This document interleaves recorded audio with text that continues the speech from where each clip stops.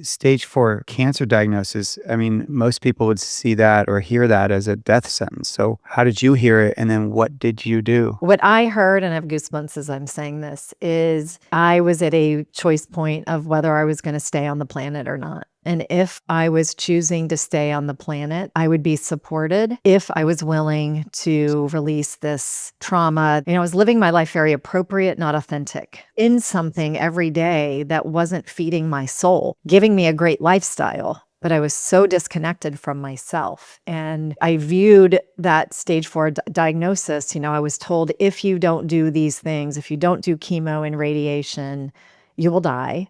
Number one. Number two was, if you do those, you have a 23% chance of being alive in 5 years. And I knew in that moment, that wise intelligence that we all have, my body said, no way, you're not doing that. It's time for you to get back into alignment, back into an authentic state. You've got to do this from the inside out, not the outside in, meaning I had to start listening to my own voice, my own intelligence. You didn't do any of the chemo. You didn't do any of it. I did not do the standard of care at all. Nope. Wow. And again, the messaging, my husband was begging me, my mother was begging me, please do what the doctors are telling you. And I said, for the first time, I've got to do what my soul is telling me. And it's not that. And I remember having this pretty difficult discussion with my husband. He said, what if you die? And I said that I'm dying on my terms. Oh my gosh, Jen. I'm getting chills myself, not only because of the power of what you just shared. So there was this, what I called intuitive, but other people might say psychic, right? There was this intuitive in my wife and my life who we had known for many years and who was always very dialed in. Like she would say stuff and share thoughts that were just like, how did you know this? And I don't want to, the story is not about that, but it's more about when she got diagnosed with cancer. They had found a tumor. After she got the diagnosis, she went home and then she basically asked, what's the message here? What do you want me to know? Because I'm ready to listen and I'll do whatever you say. And she heard, we need you to stop being an intuitive. Like we need you to stop reading people and just self-care, just be with yourself. So she said, done. That day called everyone that she had appointments set for. She gave them all up. And no joke, 2 weeks later, when she had another appointment for them to check the tumor, it was gone. So I'm just getting chills because sometimes I wonder if that is the message of like, you need to realign, and those that fight it go down a very different path than those that just listen and realign. So can you share more about what a listening and realigning looked like for you? Yeah, I was somebody who was always in motion. That first time I got sick, I was working 20 hours a day. I had a corporate apartment on India Street in Boston. I wasn't sleeping. I wasn't eating. I was gaining weight. The signs were all there. I was overriding everything. And then I would come home on Thursday night or Friday morning, and then I had to kick into being super mom. I have 4 kiddos. The guilt of being gone,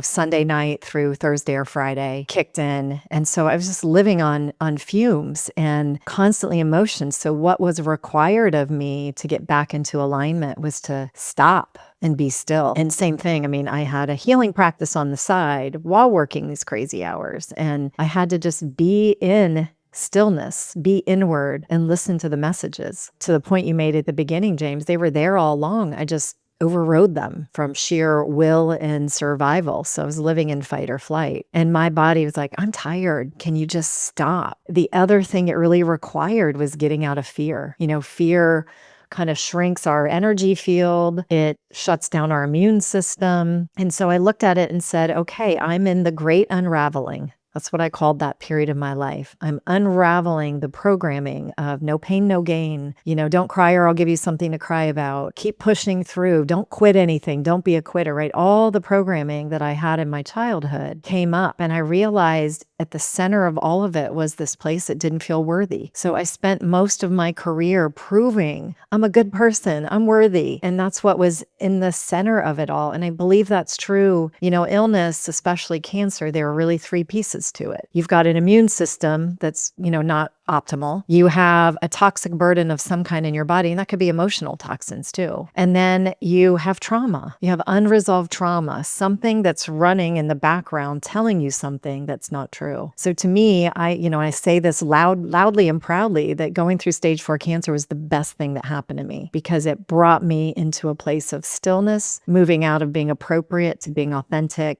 and to living my best life with joy, with freedom, with all the great things. I've got currency in my tank, in my spirit, where I can soar now and not just be in that, shut down place that I lived in for so long. Well, I'm just so happy that you are around for us, not only for me to get to know you, but also for us to have this conversation, and that you've learned that lesson that you can impart to people. I mean, I think it's a tough lesson for people to learn, but it's so important, that realignment. I'm curious though, we're talking kind of energetic shifts, mindset shifts. Were there shifts around how you ate? Did you sleep more? Like, what are some more practical shifts that happened? Yeah, you're going to like this part. So I had been vegetarian for about 8 years, and I even did the vegan thing for a year and raw food for a year. And I was 25 pounds lighter than I am now. I mean, I was a size 00. And I went through menopause early because of all of that. And so a big piece was listening to my body and eating what my body wanted versus doing what I was told would be the best thing for me without knowing me. And so I started incorporating grass-fed, grass-finished meats and whole foods. I started eating like my ancestors.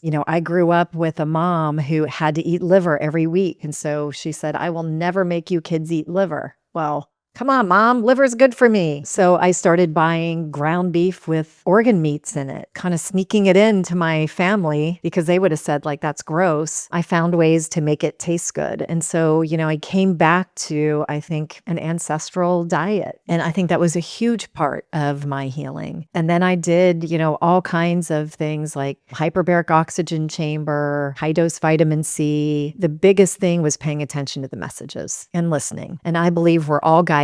We all get these messages. We've just been taught to not listen to them and to shut them down. And I really feel like from, 2008 on, I have been so divinely guided in my life that everything kind of just falls into place and works. Yeah, take that in for a second, right? There's something bigger than ourselves and that it's on our side. The universe has our back. That's a really hard one for people to really take in. Because we're used to controlling, right? And needing to know the outcome. It's letting go of that. And just one other thing I want to add, because I think this is an important piece, is that our bodies are always wanting to be in balance. That is our body's natural state, is vital and healthy and in flow. And one of the things I started doing as I was healing was thanking my body. Imagine that. Giving thanks, having gratitude. Thank you for carrying me every day. I was a rough and tough tomboy. I was an athlete, and I'd get kicked in the throat in soccer and I'd get right back up. I'm like, wow, thank you for all the abuse you've endured with my sports and my, not listening and under eating and over exercising and all the things. And just even that allowed me to reconnect to my body. So, what they tell us is,